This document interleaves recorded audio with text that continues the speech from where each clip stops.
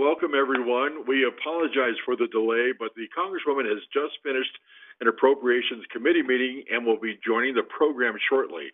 So please stay on the line while we allow just a few more people to join, and we'll be back in just a few minutes.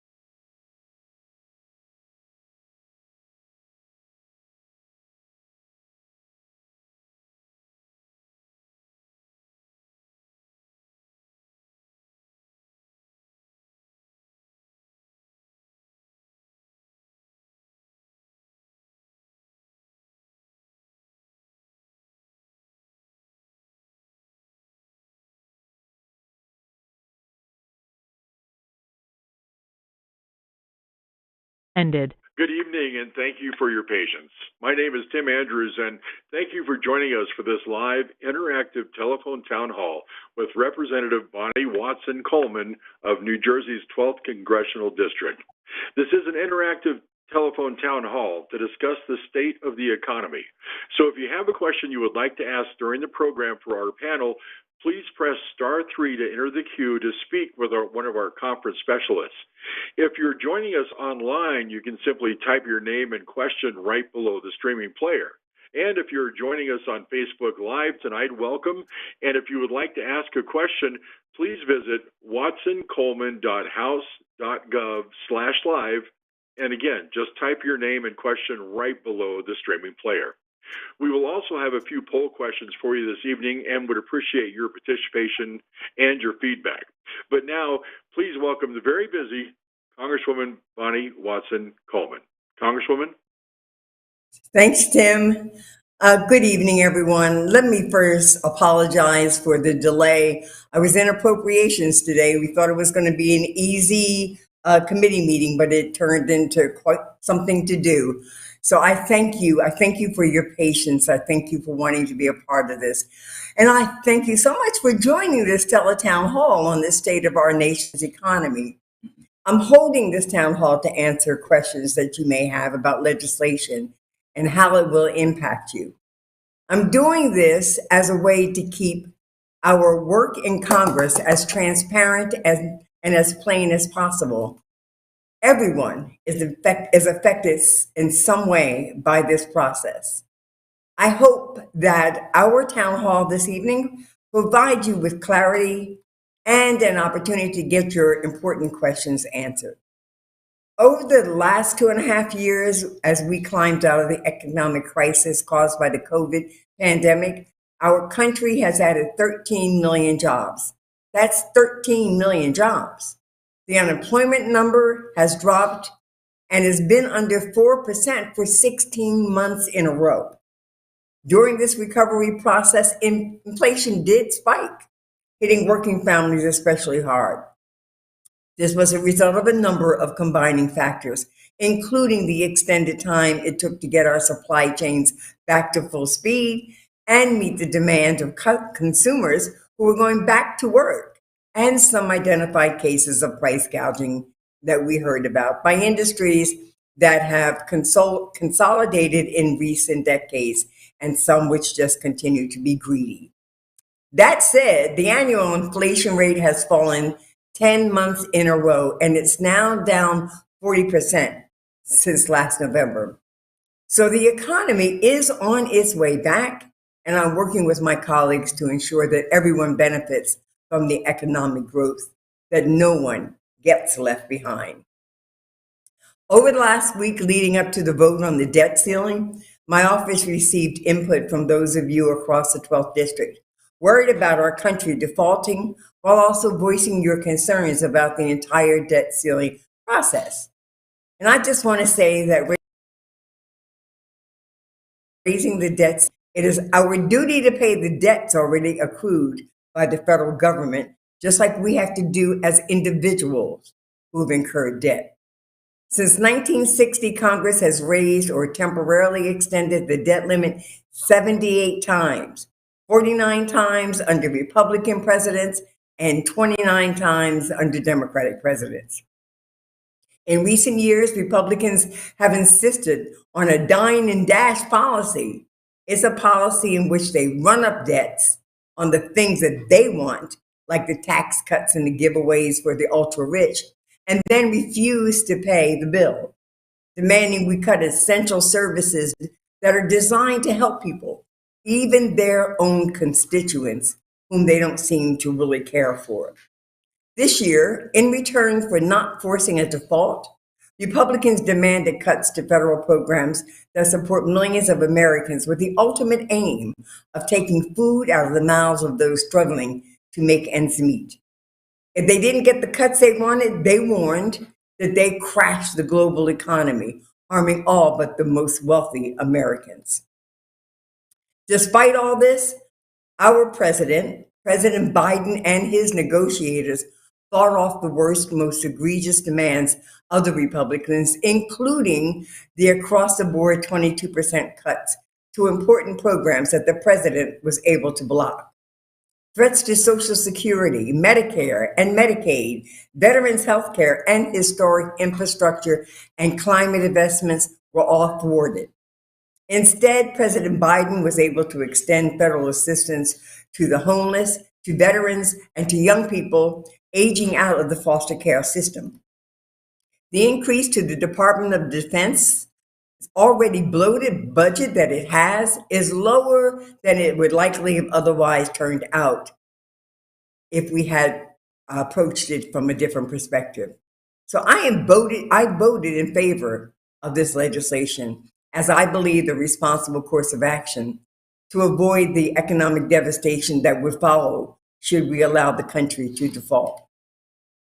But now that this process is over, our country must have a conversation about eliminating the debt ceiling entirely. And we must also reflect on what impact this legislation and other bills have on our neighbors and our communities right here in New Jersey. So joining me today to talk about the debt ceiling and other issues is the brilliant Brandon McCoy, the Vice President for State Partnerships and a co-leader of the State Fiscal Policy Division at the Center on Budget and Policy Priorities. We also have our moderator, Tim, who is going to be helping with the technical side of things. As I mentioned, this is an opportunity for us to answer questions that you may have. Members of my staff will be taking your calls so that you can ask questions to our panel throughout the program. So welcome to everyone. Thank you, Congresswoman. And before you introduce our first guest or our guest this evening to discuss the economy and answer constituent questions with you, we would like to let those of you joining us on the phone or online, if you would like to sign up for the Congresswoman's newsletter to stay up to date with your 12th Congressional office, please dial 1 right now. If you dial 1, we'll collect your email and make sure that you get into that e-newsletter and stay up to date with the office. But with that said, Congresswoman, please introduce your first guest. Thanks, Tim. I'm certainly delighted to bring Brandon McCoy on to share with us his thoughts, his assessments, and his ideas. I wanted to say, Brandon, thank you so much for joining us today. Thank you for your patience and waiting for me to get out of your appropriations meetings. So let us get right into it. Brandon, what is your take on the debt ceiling process? How would a default have impacted everyday people in our state and truly across the nation? It's good to see you, Brandon. Very good to see you, Congresswoman, and no worries. I know today has been quite a day, so I appreciate any time I get to spend with you. But for sure, New Jersey, across the country, across the world, to be honest with you, I mean, it's clear that a default would have been incredibly harmful for everybody in the country, but most especially and particularly low-paid workers, families with low incomes, and, some specificity around that. 65 million Social Security beneficiaries would have seen or could have seen their benefits delayed. 6 million veterans and their survivors could have had their benefits held up. Families could have seen their monthly rental assistance or childcare assistance delayed. And so, in many respects, it was imperative to avoid default, of course. And, regarding the process itself, I think it goes without saying, it's just very frustrating that we've gotten to this place where the worldwide economy is essentially being sacrificed so that some lawmakers can advance ideological policies that are going to limit domestic spending and implement work requirements that would make programs like SNAP and TANF less effective. Just really ideological policy ideas that we know don't work. And so given that we're essentially the only country and major economy for the most part with this sort of mechanism, and with it continuing to be sort of abused and misused in very clear ways, I think there's some growing support for maybe trying something else or doing away with it altogether. Thanks, Brandon. I was actually in appropriations meeting today on the agricultural bill, and we talked about the fact that domestic spending is sort of like under the curse right now. And so we're talking about SNAP, and we're talking about school lunches, and we're talking about aid to poor farmers. We're talking about everyday working families and those who can't work, but supporting them to meet their needs. So it's really significant that we should be having this after I got out of that long meeting this morning, went from 10 a.m. just now, actually. So I thank you. Tim, I think that you, well, no, let me ask Brandon, if I might, one more question, because I want to ask everyone a question that's listening in on their take on this topic. Brandon, we've got this poll question for everyone now. Do you think that in the future, the debt ceiling should be raised as needed annually, or should it be abolished completely? So press 1 for as needed, press 2 for annually, and press 3 for abolish completely.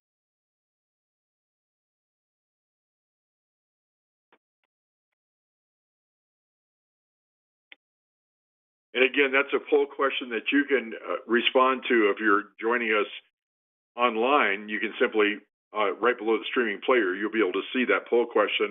And if you're joining us via telephone, again, do you think that in the future the debt ceiling should be raised as needed annually or abolished completely? Press 1 for as needed, press 2 for annually, or press 3 for abolished completely. And I know, Congresswoman, you have more questions for your guests, so please go right ahead.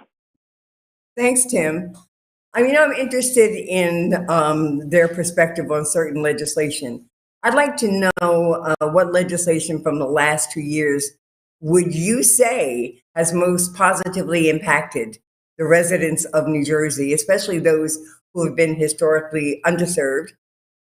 And I actually would very much love to hear Brandon respond to that. Yeah, certainly. So a lot of this, of course, doesn't only apply to New Jersey, but there's been major benefits to communities in our state on things from policies like the American Rescue Plan Act of 2021 that provided significant eviction relief during an important time, support for childcare, expanded the child tax credit and the earned income tax credit, which are massively successful at driving down poverty. And we saw the implementation of the child tax credit. It cut child poverty in half, and drove it down to historic levels, which is incredible and a big reason why we need to reinstate it. And there was also a lot of positive from just general COVID relief funds, like increased SNAP provisions for food stamps for hungry families and kids, Medicaid protections, and then I think something that really goes underappreciated is just the significant amount of state and local government relief that allowed state governments and municipalities to avoid really harmful cuts to services and staffing. And that was a big, big pain point of the 2008 recession, the Great Recession, and state and local governments, making massive cuts that we've honestly never really fully recovered from. And so it was good to see that we learned that lesson. And in this crisis with COVID, federal government was providing more support to prevent that from happening. But coming down the pike, we're about to see major implementation of the Inflation Reduction Act and provisions there, already providing support to reduce the price of prescriptions. And, there's a historic amount of investments in tackling climate change and helping us grapple with severe weather events. And that's obviously on everyone's mind recently, given the, almost apocalyptic scenes last week with smoke from the, Canada wildfires enveloping New York and New Jersey. And so those climate provisions, if they are utilized well by the state, could help a whole lot of communities do things to address their sewer and water systems, build green and clean energy production Brandon, for a facilities, moment. help homeowners and renters weatherize, make their homeowners, help homes more energy efficient. So there's a lot of excitement about all that's to come on that front. But state governments really need to do a very good job of understanding that federal relief is coming to an end. A lot of the money that they felt they were quote unquote flush with cash was not structural. It was not theirs. It was federal support. And so states need to start making sure that they are budgeting in a fashion that accounts for that and that they can continue to invest in programs and assets that help everybody to succeed. Yeah, and I think that we need to remind them that one of the reasons we have low unemployment is because jobs were generated through the bipartisan infrastructure program. And of course, the Inflation Reduction Act is going to have a tremendous impact on both our climate, our future, our jobs, and just our well being. Tim, I think we have another poll question that either you want to present or I will present it. Up to you. I I guess will Tim is. present it. Yes, ma'am. I will present All that in right. just a minute. I just wanted to remind folks that if you're joining us on the telephone and you'd like to ask a question this evening, we have a lot of questions coming in already about the state of the economy. Please press *3 on your telephone keypad right now. We'll get you in line to ask a question live. Or if you're joining us online, you can simply type your name and question right below the streaming player. And Congresswoman, if you don't mind, before we get to that poll question, we have so many questions coming in. Are you ready to take our first caller this evening? Yeah, I think Brandon and I are ready to handle something. All right, that sounds good. We have Aaron on the line right now. Hi, Aaron. Thank you so much for holding. Thanks for your patience this evening. And you are live with the Congresswoman and with Brandon McCoy. Oh, hi. Thank you so much for taking my question. I actually had a question related to the unemployment. So as somebody who has personally experienced it myself this year, and I also have friends across the country facing the same situation, we keep hearing that the unemployment is low, but as professionals looking for work, we're really not feeling it. We can send out tons and tons of resumes and not even get initial screening interviews or any contact whatsoever from companies. So it's taking months to find work. And personally, I'm a supply chain professional, so that was kind of really unexpected for me. Do you have any insights as to what might be going on? Did we change the metric for unemployment in the last few years, or do you have any insights?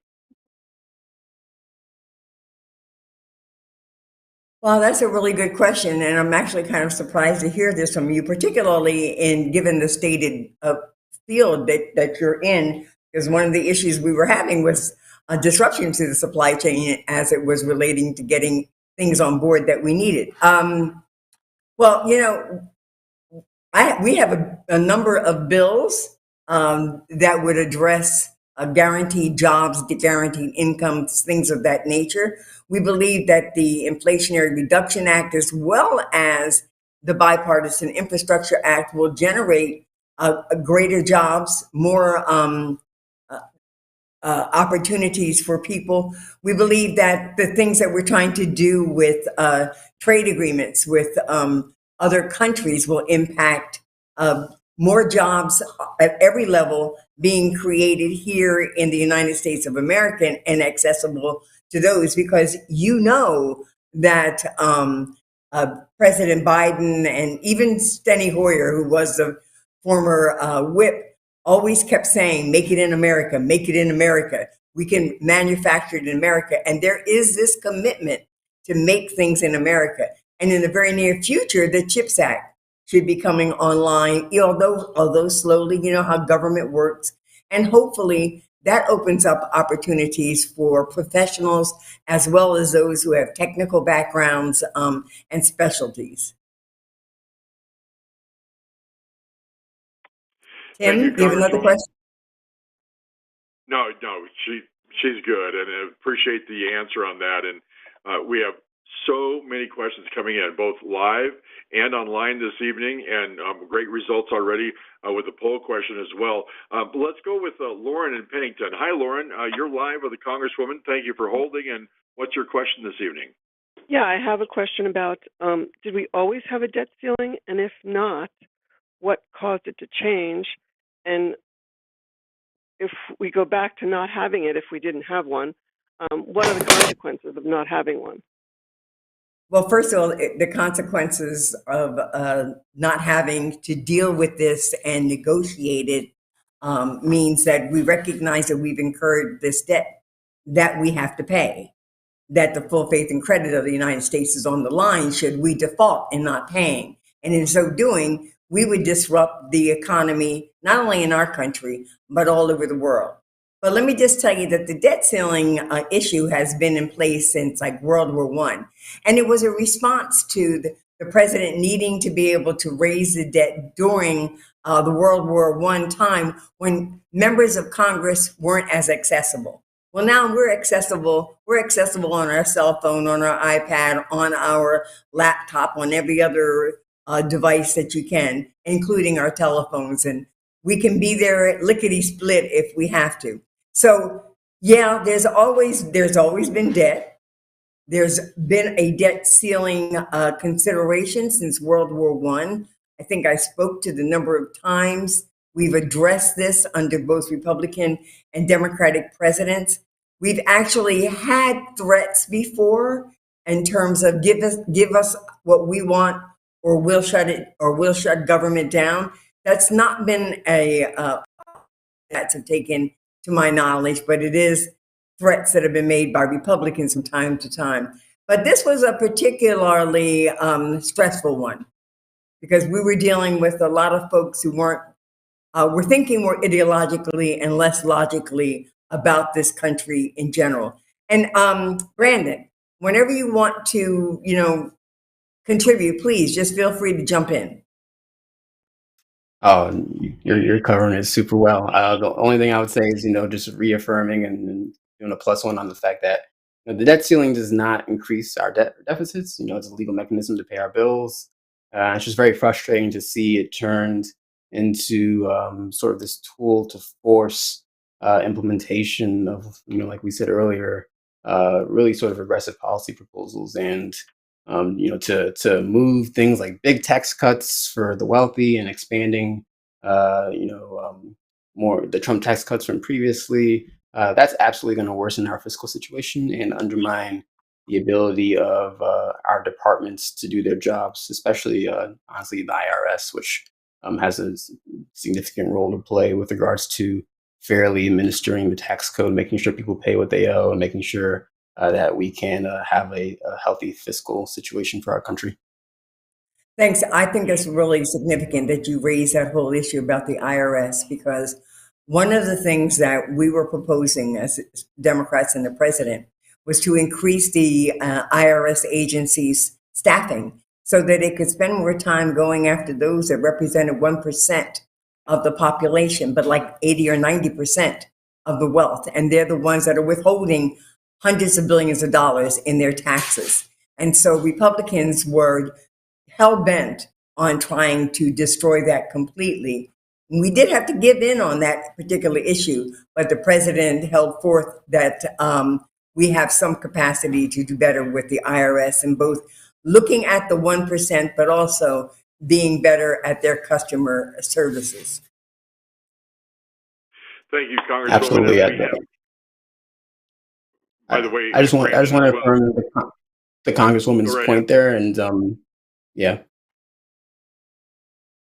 No, go ahead, Brandon. Okay, sorry. Yeah, I just want to confirm the Congresswoman's point on the IRS in particular because there's a lot that gets said about that agency, and there's a lot of misinformation that runs rampant about that agency. But the cuts are going to be harmful to the IRS and its ability to do the things that we want to do. It can still do those things. I think it's important to say that IRS can still do things like improve customer service, make sure that it is auditing who needs to be audited, but the cuts will mean that the funding for that runs out sooner, right? But we need the IRS fulfilling these goals and helping implement a more just and equitable tax code. And restoring the cuts is something that hopefully some people maybe on the Appropriations Committee could take on when the time comes.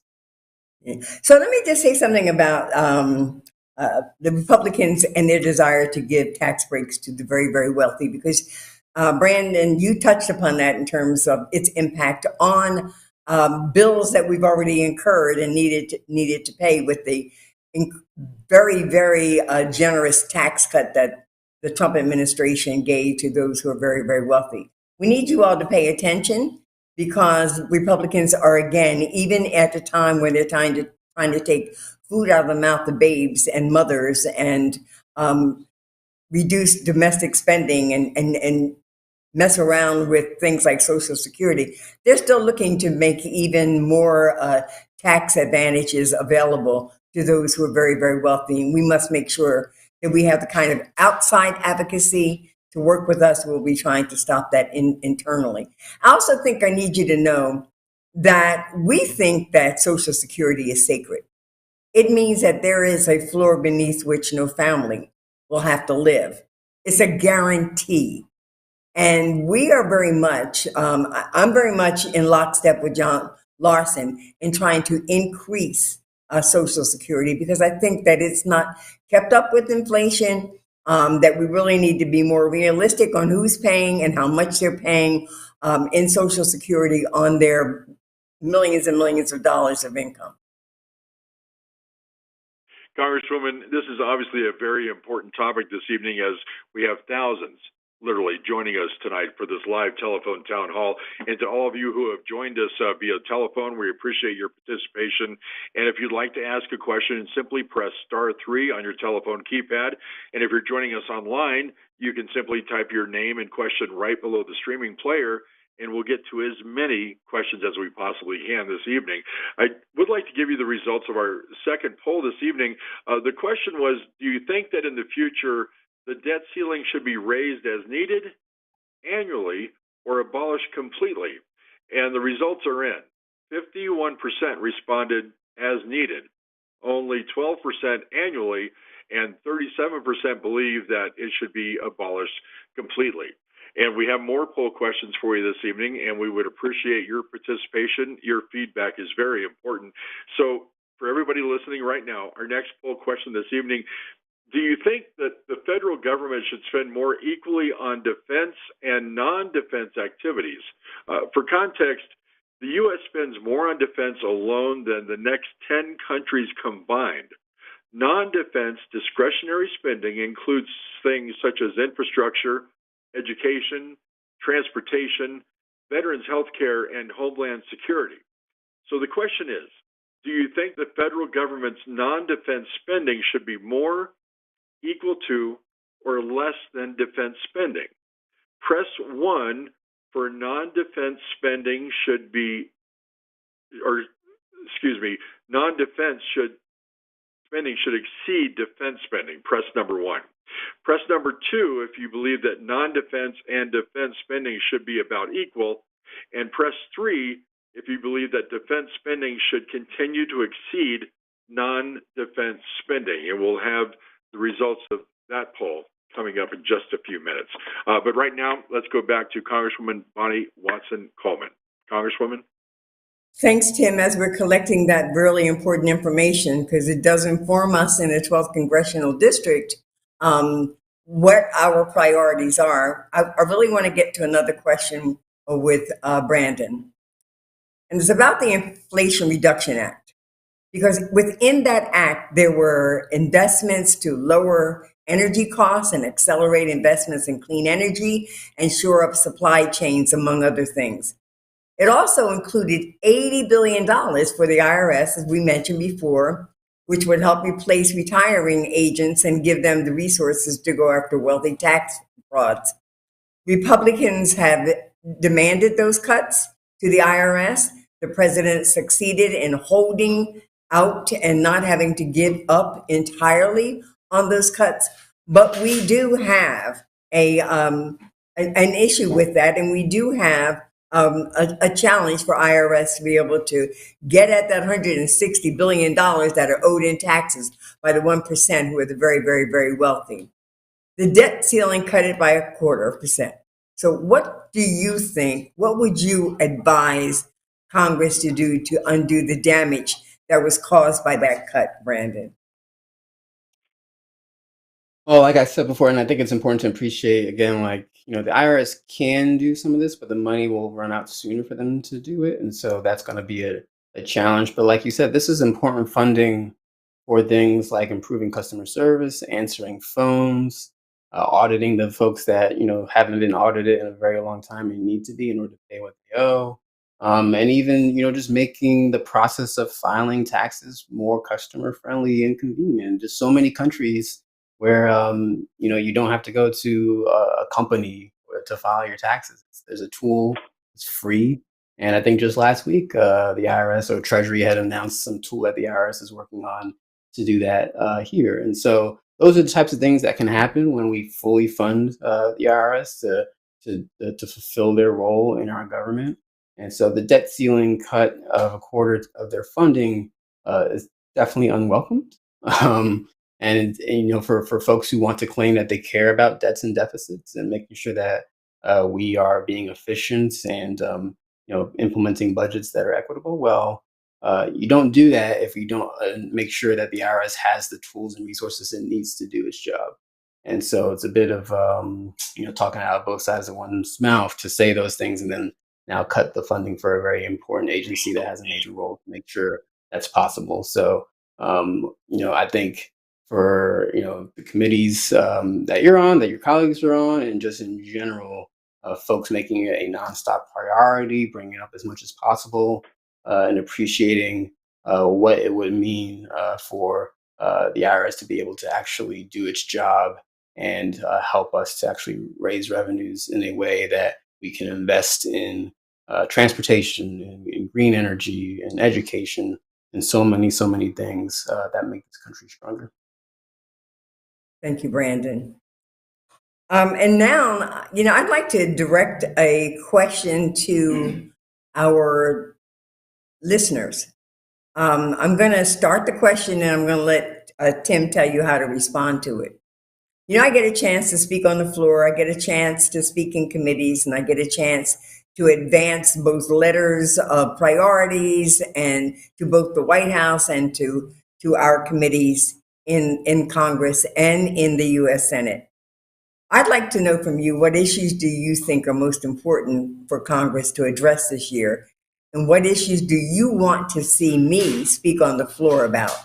And Tim, we have a number of issues.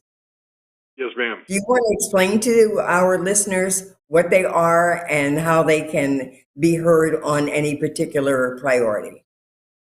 Well, again, this is another poll question where it's very important to get your feedback. It lets the Congresswoman know what's important to you, which means that's what's important to her.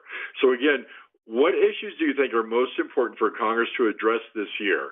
And what issues do you want to see your Congresswoman, Bonnie Watson Coleman, speak on the House floor about? For income inequality, press 1. For the environment and climate change, press 2. For gun violence, press 3. And for a fair tax system, press 4. Or if you have other issues that are important to you, press 5.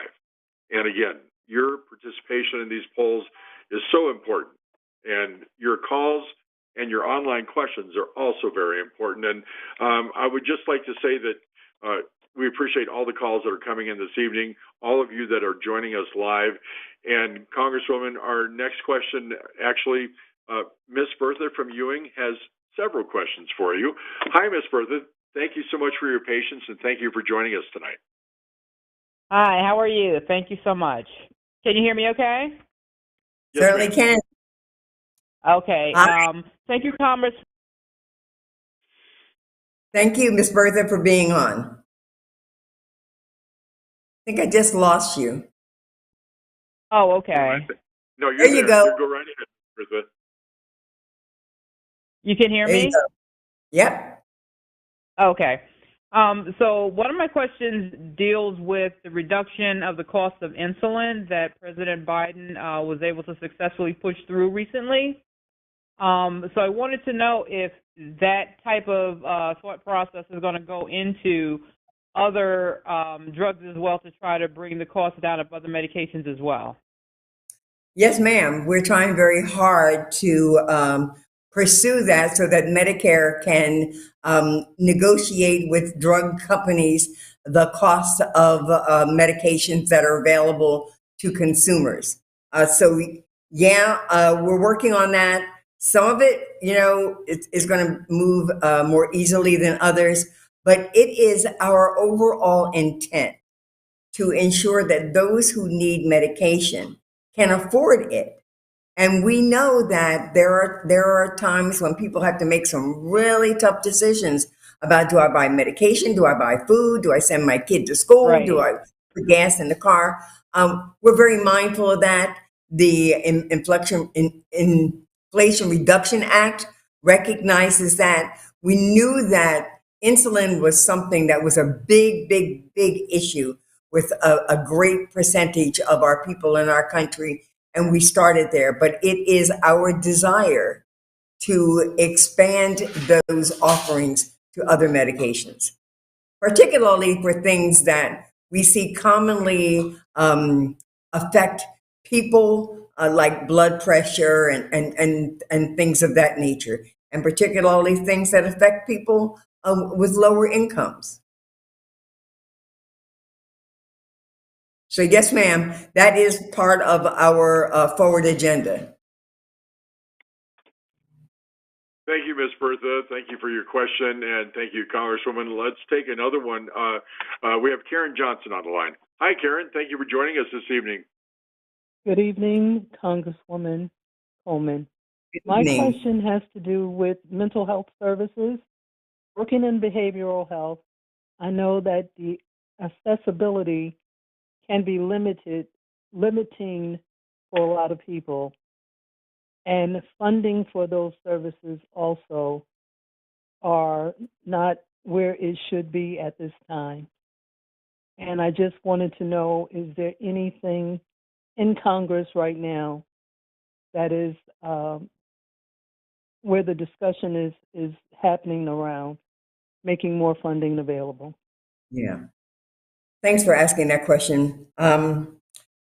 So in 2019,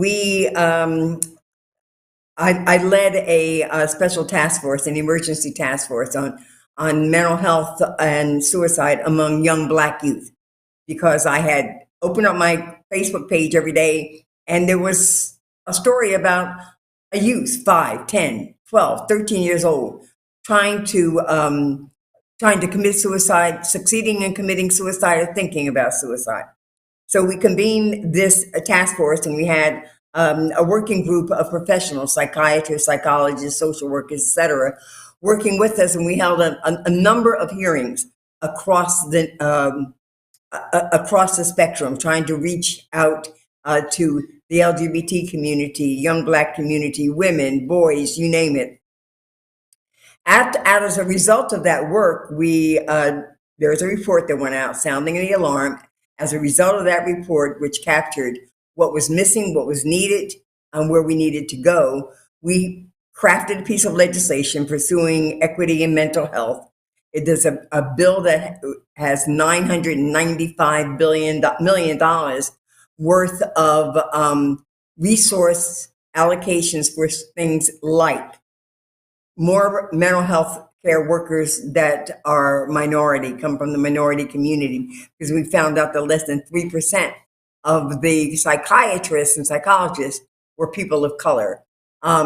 Money to support a minority program in college, fellowship program, like $500 million or something to that extent went into that program.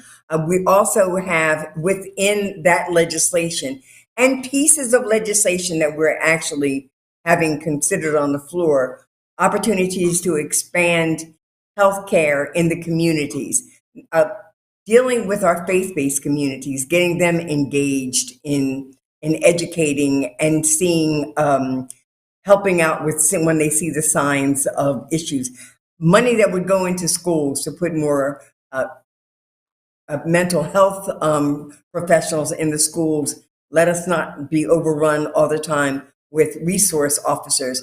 Training that would be for teachers and administrators so that they could understand that a kid acting out isn't necessarily an uncontrollable kid. It may be one who's experiencing trauma, and we need to see it for what it is. And the same thing with adults. We recognize that there have been issues with a lack of access to healthcare. We've been putting money into telehealth so that during the pandemic, we found that that was something that worked.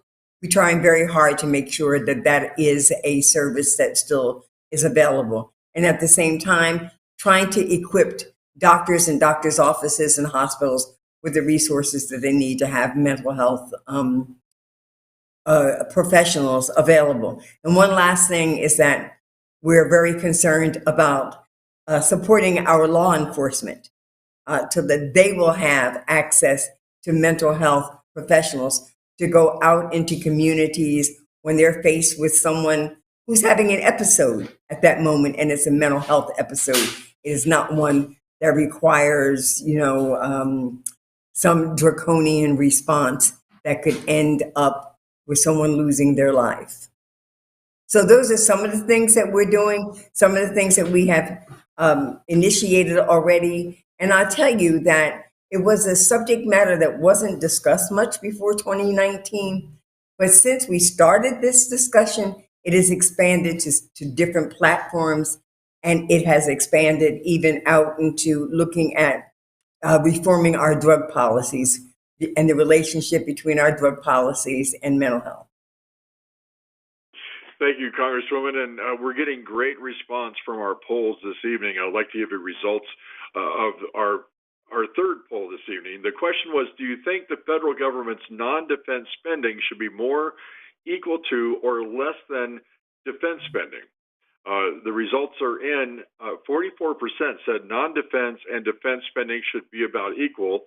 41% said non-defense spending should exceed defense spending, and 15% responded defense spending should continue to exceed non-defense spending. And again, we appreciate your participation in these polls. Our latest poll question that is up for you, if you'd like to participate, either online by right below the streaming player, you can just type in your answer, or if you're joining us via telephone, here's the question. What issues do you think are most important for Congress to address this year? And more specifically, what issues do you want to see Congresswoman Watson Coleman speak on the House floor about? Press 1 for income inequality. Press 2 for the environment or climate change. Press 3 for gun violence. Press 4 for a fair tax system.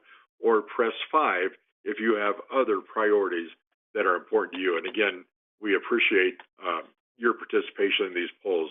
It's so important to help direct the Congresswoman on the things that are important to you, which are important to her. Another call coming in, and again, if you have a question you'd like to ask, press star 3 on your telephone keypad. If you're joining us online and would like to ask a question, simply type your name and question right below the streaming player. Also, if you would like to sign up for the Congresswoman's e-newsletter, simply press star 6 right now, and we'll collect your email address and make sure that you get on that list. Right now, we have Julie Mira on the line. Hi, Julie. Thank you for holding. You're live with the Congresswoman.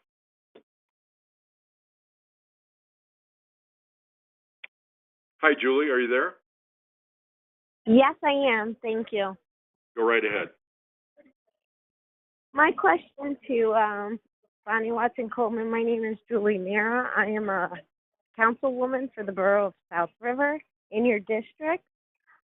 Lately, we've been having a lot of old infrastructure issues, and our town is failing with infrastructure, but nobody seems to know how to apply for the funding with the federal grant money. Is there a way or a process that we can go through you to be able to get federal funding? So let me just tell you that there is money for infrastructure projects. Grants, guaranteed loans, low interest, no interest, all of the above. I need you to reach out to my office so that I can give you the various departments that can be responsive to your needs. And I can't tell you the websites now, but there's funding in the Environmental Protection Act. There's funding in Transportation and Housing and Development. There's the infrastructure bill that was passed. There's money in the Inflation Reduction Act for projects as well. There are multiple programs, multiple grant programs. Here's my challenge. As a member of the Appropriations Committee, I got to fight like the Dickens to make sure that Republicans will support us in funding those programs that have already passed, already been signed into law, already have money allocations associated with them, but we've got to stop them from reneging on their promises to this country. But if you, Julie, would, Councilwoman, just reach out to my office, reach out to 609-883-0026 and ask to speak to the district director, Jordan Lewis. He will make sure that he connects with us down here in Washington and that we can guide you in how to access some of these programs. Thank you for asking that question. Congresswoman, I just want to also say, I know for the Inflation Reduction Act, which is going to have a ton of funds for infrastructure and Yes. sewer and water systems and whatnot. A lot of the final guidance on those things is being determined, I think, basically as we speak. And there are a whole lot of people thinking a lot about how we make sure that it is as easy as possible for communities, counties, states, governments to understand the process, to be able to apply, and to be able to make sure that those dollars are driving, towards impact, and also especially for marginalized communities where there's a lot of, higher infrastructure needs and modernization needs. And so I just want to say there's a whole lot of people thinking about this stuff because we definitely need to make sure that those funds work. And at the end of the day, Councilwoman, there will be a state agency that you'll probably work through, but let us guide you through the various grant programs, where they originate, what departments they originate in, and what departments in state government will be your touch point. And Congresswoman, if you could you give that phone number one more time, please? 609-883-0026. Thank you so much. Let's go to Kathy from Hillsborough, who's been holding online. Hi, Kathy. Thank you for joining us tonight. Hello. Can you hear me? No Hi, problem. Kathy. I can hear you. Okay. Hello, Congresswoman. Hello Thank there. you for taking my call. I just wanted to ask about the status of student loan forgiveness. Someone in my family has tried over and over to get through school during COVID, and sometimes when there was a shutdown, had to take classes multiple times and continue to borrow money for student loans. And I saw a statistic tonight that 90% of the people that would receive student loan forgiveness earn $75,000 or less, and probably most of them earn even less than that. So I'm disappointed if it didn't, pass or it's been dropped in Congress, but I'm hoping to get some insights about the status of it right now. So basically, the president has done this through his executive order power, and you are correct in the targeted population of being $75,000 earning families earning and less. And I believe it's like a $10,000 maximum, I think, payment, but let me check that. But it will probably target the majority of the debt that those who are at the lowest income levels are have right now. But Brandon, you might have some more specific information on that. So let me throw it to you. Yeah. I do know that the courts are trying to get involved. The Republicans continue to try to fight this initiative in the courts, but the president has been kind of determined that we're going to be able to give student debt relief. Yeah, thankfully. Yeah, so I think Brandon? I think the details on the program are it's $10,000 of eligibility, but if folks receive the Pell Grant or a Pell student, that would be $20,000 in relief. And so, yes, it is currently, I think people are sort of waiting on pins and needles right now because Supreme Court is expected to rule on that. And obviously that will have tremendous impact on the ability of the program to go forward. But that's basically the parameters. So this is a discussion about what government can and should do for you. And if the Supreme Court determines that the president overreached his authority and puts a pause on this, that's another reason for us to get out here and vote and make sure that we have the kind of support that the president needs in the next Congress, to ensure that these issues that are of great concern to him for working families and families who even have trouble finding work are supported with the kind of resources that government is designed to provide. Thank you, Brandon, and thank you, Congresswoman, and thank you, all of you who have been participating this evening for this very important live telephone town hall regarding the state of the economy, which I know is important to everyone. And I would also like to give you the results of our latest poll question. Congresswoman, the question was, what issues do you think are most important for Congress to address this year? And what issues do you want to see Congressman Watson Coleman speak about on the House floor? And overwhelmingly, the number one response was gun violence as the number one issue at 38%. Both income inequality and a fairer tax system both garnered about 17 to 18% of the results that came in. Thirdly, there were other issues that were important to the constituents that are not mentioned specifically, and then the environment and climate change came in with 13% of the results this evening. And again, if you had a question this evening that you wanted to ask, *3 on your telephone keypad, or just typing it in right below the streaming player if you're joining us online. We've had so many participants this evening and so many questions, but not to worry. If we were not able to answer your specific question, we've been taking down the information as it comes in and recording that so we can get those answers back to you. And right now, let's go to Daniel from Somerset. Hi, Daniel. You're one of our last callers this evening. Yes, hello. My question is not an economic one. My question is that I'm concerned with the fact that small groups of people can set policy in regard to which books can be read in schools and which books libraries can have. I think this is a violation of the First Amendment. Governor Pritzker in Illinois recently signed a bill eliminating book banning in his state. I'm wondering what is next on these people's agenda. Now, should New Jersey and or the federal government act similarly what Governor Pritzker did in Illinois? And I feel that if a parent is concerned what their children are reading, they should act by telling their children not to read certain books.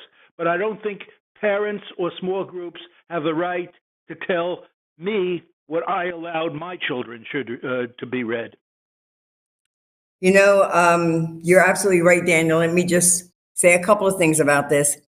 Number one, I think New Jersey's governor has already spoken out. There'll be no books banned in New Jersey. Whether or not he needs to put that in a law, you know, I really guess so, because you never know who's going to come and be the next governor. Book banning is un-American. Book banning is part of this hue and cry and sound the alarm to people about something that there is no need to be alarmed. It kind of goes like hand in hand with Republicans not wanting you to know about history, not wanting you to know about the legitimacy of Blacks and Latinos and Muslims and immigrants and members of the LGBTQ community. It's all about diminishing the value of those people. And the majority of the people are those people. And so I agree with you that we on the federal level and every state should protect and preserve the right for people to read whatever it is they want to read, to learn the full history of this country and the contributions and the values of everybody. And so you're talking to the choir when you talk to me about that. I agree with you 1000%.